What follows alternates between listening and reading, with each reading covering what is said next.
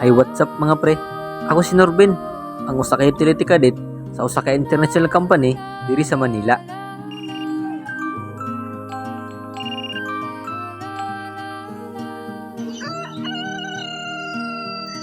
Buntag sayo pa lang, kinahanglan na nimo mamata.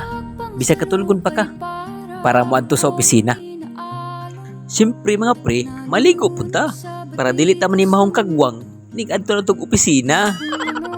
Tira na diya sa atong pamahaw mga pre, ator ng lutuan og itlog ug hotdog para pagahi og pakusog sa atong mga bukog. Paghuman diya mga pre, musakay na putag jeep padung sa opisina.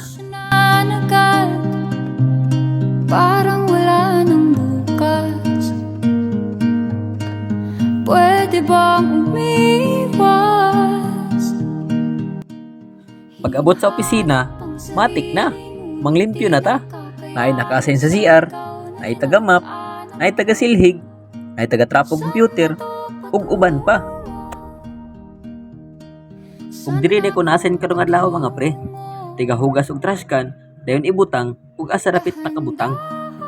Natin simulan muli ang paghakbang. Ug sa isa ka bulig mga pre, dili jud na mawala ng buang.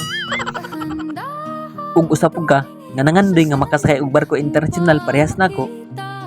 Dili lang ta modag pag-asa.